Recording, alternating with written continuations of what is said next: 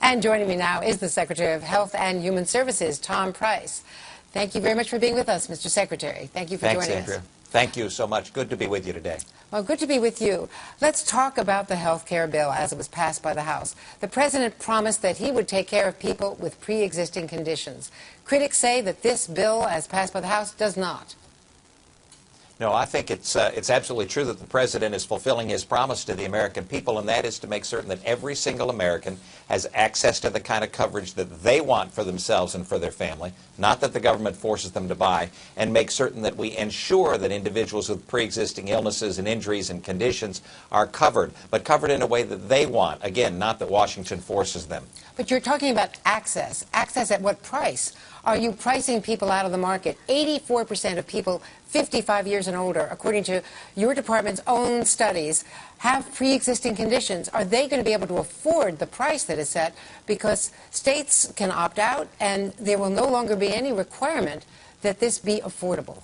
No, absolutely. We think it's going to be more affordable, as a matter of fact, Andrea. But it's important to look at the people that we're talking about. If you have Medicare, if you have Medicaid, if you have insurance through the VA or TRICARE or through your employer, none of this affects you in the pre-existing illness or condition discussion that we're having. If you do have a pre-existing condition and you're in the exchange market right now, remember that many, many people have increasing premiums, increasing deductibles. They're in an area in this country where there is either one insurer offering coverage or in some places none. Those are folks that have pre-existing illnesses and injuries and can't get any care at all. They may have an insurance card, but they can't get care. But Mr. Secretary, this is a system that's not working for patients, and that's what we're trying to fix. I didn't mean to interrupt, but let me just stipulate. There are areas, we know that in Iowa, now in Virginia, that there are insurance market issues. That could be fixed, but let's stipulate that that still needs to be fixed. But what about this issue of pre-existing conditions? You have 22 major healthcare groups. We're going to scroll the names, let our viewers see. 22 groups, including the AMA, you're talking about the doctors, the American Lung Association, the American Osteopathic Association, the Academy of Pediatrics, the Children's Hospital Association, 22 groups, the AARP, nurses, even insurers, all of them are against the way the House passed this bill. Are they wrong? Well, what I believe they're not recognizing is that this is a different and we believe a better way to cover individuals with pre-existing illnesses and injuries, because it allows for every single person to get the access to the kind of coverage that they want. Look, nobody wants folks who have a pre-existing illness or injury not to be covered.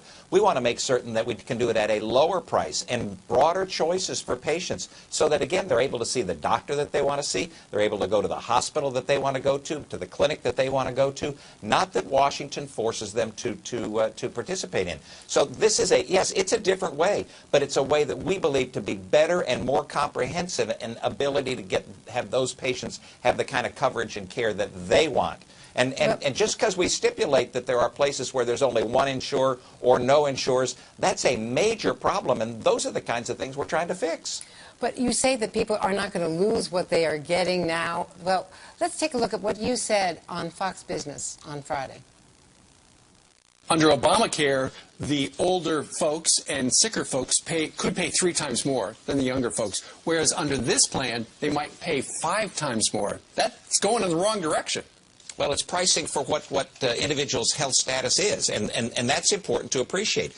So you're raising the costs on the sickest people, the sicker people, to pay for the people who are healthier. No, what we're trying to do is to make certain that every single person has health coverage. Remember, there are 20 million people right now in this country who have said to the federal government, said to the previous administration, nonsense, I'm not going to participate in your plan. I'll either pay a fine through the IRS or I'll get a waiver. That's 20 million individuals who don't have coverage, and we ought to say, why don't they have coverage, and try to fix that. The fact of the matter is that if those individuals who are sicker, who are older, who are poorer, they will get larger subsidies so that they're able to gain the kind of coverage that they need and want for themselves and for their family.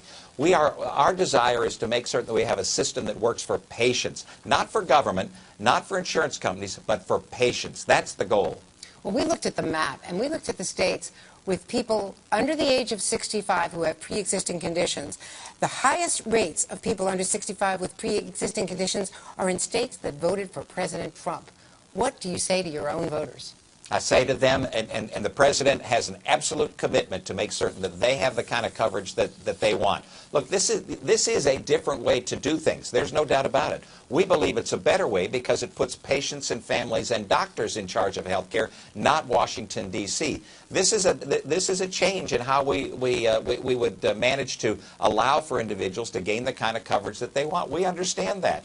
And sometimes change can be disconcerting to folks. And that's why I would suggest that list of groups that you had up earlier say they now oppose it. The fact of the matter is they're not focusing on the kinds of things that are going to improve the system for patients and families and docs, not make it so that government or insurance companies are in charge. Well, let's talk about women. I mean, when we looked at the Rose Garden and the celebration of this on Thursday, they were mostly all men, and white men at that. There was no diversity there.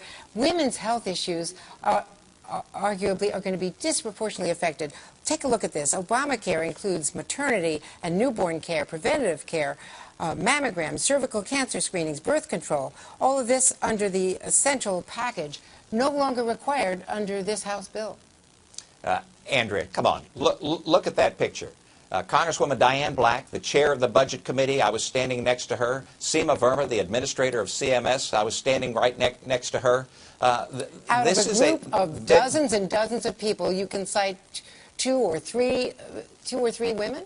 These are prominent individuals who are leading in this area of health care.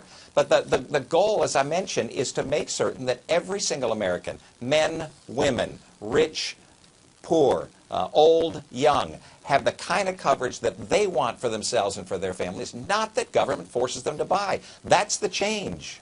Well, let's talk about not only women, but also what the president promised. I wanted to play for you what the president promised about Medicaid during the campaign. There is a percentage, a fairly large percentage, that can't afford it. Then those people don't get taken care of. That's wrong. We're going to take care of that through the Medicaid system. We're going to take care of those people. We have no choice. We're not going to let people die on the streets. Medicaid expansion is going to be cut in the first version of this bill, and there's no CBO score because they rushed it through before getting the accounting from the nonpartisan Congressional Budget Office. But the first version had $880 billion cut from Medicaid. That goes right against the president's promise not to cut Medicaid. No, what it does is say that there's a better way to do things. Imagine a system, if you will, where if you have insurance through your employer, but you fall on tough times and you fall into the Medicaid market, that transition is seamless. Imagine if you go the other way, from Medicaid to employer-sponsored insurance, that transition is seamless. Imagine that you go from Medicaid to the individual market or the exchange market, that transition is seamless. Right now, there are huge holes in these things. We don't want to pull out the rug from anybody. We want to make certain. With all due respect, you found $880 billion. Isn't this just another way to come up with close to $1 trillion? The president actually said as much on Fox Business. You're finding almost $1 trillion in savings in order to be able to pay a tax cut that is revenue neutral. Andrea, in the Medicaid system right now, 1 out of every 3 physicians in this nation who ought to be seeing patients in Medicaid are not. We ought to, as a society, ask ourselves, why is that the case, and fix that. The Medicaid population is basically 4 different demographics. It's seniors, it's disabled, it's healthy moms, and kids. And what the federal government now stipulates is that those healthy moms and kids need to be cared for in exactly the same manner as the seniors and the disabled. That doesn't make any sense to anybody. So what we're trying to do is to improve the Medicaid system, make it more responsive to patients so that there are more resources to be able to be utilized for the disabled and the aged. That makes a whole lot of sense. I think a lot of people will wonder how taking more than $800 billion out of something is going to put more resources in it. But let me ask you one final question about health care. The Office of Drug Policy, Drug Control, the White House office is being decimated, according to one proposal. 90% cut. Why eliminate the White House Office of Drug Control at the very time when we have an opioid epidemic in this country? This is a budget that hasn't been completed yet, but what I will tell you is that the president has an absolute commitment to making certain that we fight the opioid crisis. It's one of the 3 top priorities that I've identified for the Department of Health and Human Services. We were able to put out $485 million in grants to states just 2 weeks ago. I'm moving around the country this coming week to go to states where we want to make certain that they are allowed and have the resources to be able to address this opioid crisis. This is an absolute scourge in our country. 33,000 deaths last year due to opioid overdose. We cannot tolerate that. And the Department of Health and Human Services, along with the President, have this as an absolute priority. Now, whether it's through an office within the White House or whether it's through a department, an agency of government, I don't think the American people care. What they care about is that we are absolutely addressing this opioid crisis in the most aggressive and effective manner possible. Mr. Secretary, thank you very much. We'll have to leave it there. Thanks for being with us today on Meet the Press. Thanks, Andrea.